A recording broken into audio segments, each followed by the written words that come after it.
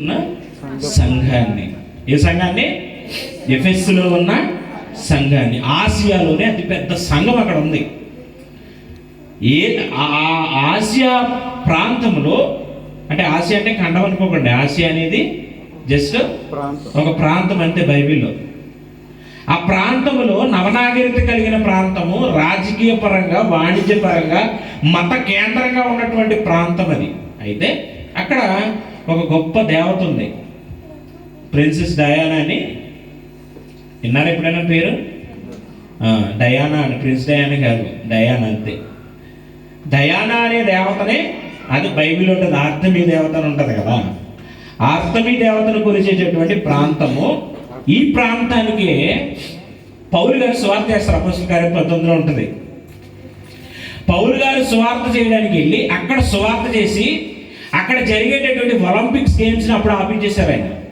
Olympic games దేంతో ప్రారంభమైంది తెలుసా? ఇప్పుడు కోడిపందాలు దేని బట్టి చేస్తారు చెప్పండి?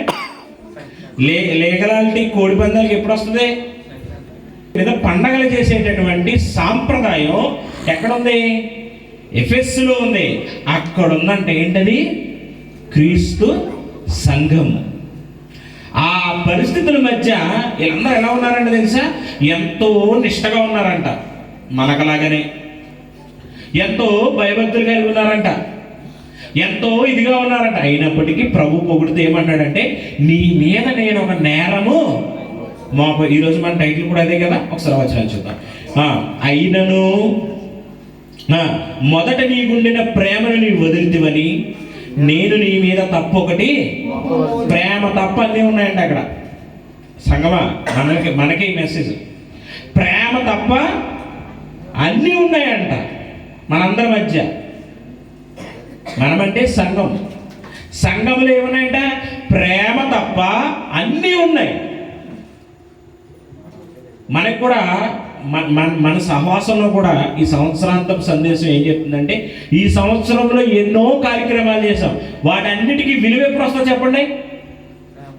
ప్రేమ ఉన్నప్పుడు. అర్థమవుతుందా?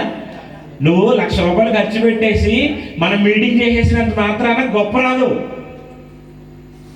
అర్థమవుతుందా? 2026లో మనం ఇంకా ప్రేమను ఏం చేయాలి?